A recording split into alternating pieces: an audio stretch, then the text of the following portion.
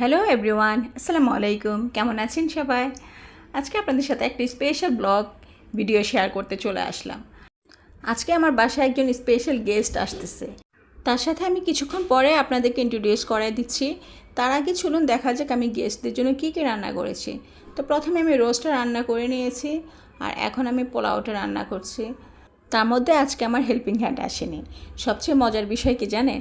বাসায় যেদিন কোনো গেস্ট আসে কিংবা শুক্রবারে কেন যেন হেল্পিং হ্যান্ডরা অসুস্থ হয়ে যায়। মানে কোনো না কোনো রিজন থাকে, ওরা আসতে পারে না। তো যাই হোক, আমার মেয়ে থাকাতে খুব একটা সমস্যা হয়নি। মেয়ে সকাল থেকে আমাকে বেশ সাপোর্ট দিয়ে যাচ্ছিল। অনেক কিছু ও গোছগাছ করে নিয়েছে, আমি রান্নাবান্না দেখছিলাম আর ও বাকি গোছগাছ করে নিয়েছে। তো পোলাওটা রান্না করে ফেলছি, আমি এখন রোস্টটাও অলরেডি সার্ভ করে ফেলছি। আর আমার রোস্টের রেসিপি কিন্তু আমার একটা রান্নার চ্যানেল আছে, মুক্তাজ কুকিং অ্যান্ড ক্রিয়েশন নামে যে চ্যানেলটি আছে, সেখান থেকে অবশ্যই আমার রোস্টের রেসিপিটি দেখে নেবেন আর চ্যানেলটি সাবস্ক্রাইব করে দেবেন। তো পোলাও আর রোস্টের পর্ব শেষ, এখন বাকি অন্যান্য যে খাবারগুলো আছে সেগুলো আমি রেডি করে নিচ্ছি। এখানে রান্না হচ্ছে গরুর মাংস। গরুর মাংসটা যদি আমি সকালেই রান্না করে নিয়েছি, যেহেতু গরুর মাংস রান্না করতে একটু সময় লাগে, এবং খাওয়ার আগে একটু গরম করে নিচ্ছি। আর এখানে আমি বসিয়ে দিলাম বিফ জালি কাবাব। আর এই জালি কাবাবের রেসিপিটাও কিন্তু মুক্তাজ কুকিং অ্যান্ড ক্রিয়েশনে গেলে আপনারা পেয়ে যাবেন। আর এই ব্লগিং চ্যানেলটা কিন্তু সম্পূর্ণ আমার নতুন একটা চ্যানেল। তো আপনাদের সাপোর্ট আর ভালোবাসা পেলে ইনশাআল্লাহ অনেক ভালো ভালো ভিডিও বানানোর চেষ্টা করব। যারা আজকে আমার ভিডিও প্রথম দেখছেন তাদের কাছে অনুরোধ থাকলো আমার চ্যানেলটি সাবস্ক্রাইব করে দেওয়ার। আমার কাবাব ভাজি হতে হতে এই ফাঁকে আমি এখানে কিছু মাছ রেডি করে নিচ্ছি। আর এখানে কোরাল মাছ নিয়েছি। কোরাল মাছগুলোকে সুন্দর করে মশলা টশলা দিয়ে, তারপরে কর্নফ্লাওয়ার দিয়ে এখন একদম ডুবো তেলে ফ্রাই করে নিব। তো কাবাবও ভাজা হয়ে গিয়েছে, এখন মাছগুলোকে আমি ভেজে নিচ্ছি। আর এই মাছের রেসিপিটাও কিন্তু মুক্তাজ কুকিং অ্যান্ড ক্রিয়েশনে গেলে পেয়ে যাবেন। অসম্ভব মজার একটা রেসিপি এটা। আর এই জালি কাবাবটাও কিন্তু ভীষণ মজা হয়। আর আমার রান্নাগুলো যদি দেখতে আপনাদের ভালো লাগে তাহলে অবশ্যই আমার রান্নার চ্যানেল থেকে একটু ঘুরে আসবেন। আশা করি আপনাদের ভালো লাগবে।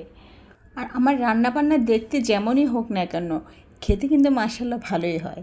মোটামুটি সবাই খেয়ে প্রশংসা করে। স্পেশালি আমার কিছু ক্ষুদে ফ্যান আছে যারা আমার রান্না খুব পছন্দ করে। বিশেষ করে আমার শ্বশুরবাড়ির লোকজনই কিন্তু আমার রান্না অনেক বেশি পছন্দ করে। বাবার বাড়ির লোকেরা তো করবেই, এটাই স্বাভাবিক।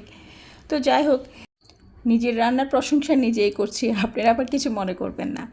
তো আমার ফিশ ফ্রাইগুলো হয়ে গিয়েছে, আর ফিশ ফ্রাই করতে করতে আমার গেস্ট চলে আসছে। তো এখন আমি খাবার টেবিলে দিয়ে দিচ্ছি। তো পোলাওগুলো বেরিয়ে নিচ্ছে। আর গেস্টের সাথে আমার বোন আর বোনের মেয়ে আসছে। তো আমার বোন এসেও আমার সাথে কাজে লেগে গেছে। তো আমি খাবারগুলো বেড়ে দিচ্ছি, আমার বোনের মেয়ে আর আমার মেয়ে ওগুলো টেবিলে নিয়ে সাজিয়ে দিচ্ছে। তো এই যে চলুন আপনাদেরকে এখন আমার গেস্টকে দেখাচ্ছি।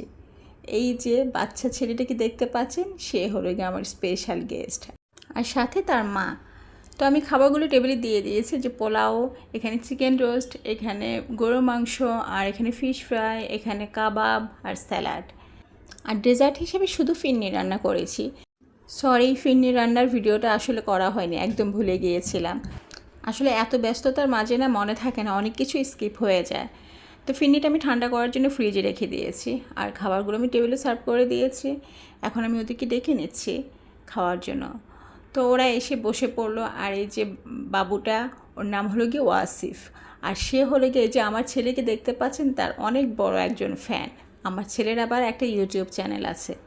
তো ও মাঝে মাঝে ওই ইউটিউব চ্যানেল থেকে আমার ছেলের ভিডিও দেখে, দেখার পরে সে মাহিম ভাইয়া বলে এবং ওকে খুব পছন্দ করে। ওর অনেক বড় একজন ফ্যান হয়ে গিয়েছে, এবং ওর পর থেকেই সে আমাদের বাসায় আসার জন্য একদম ব্যস্ত হয়ে গিয়েছে।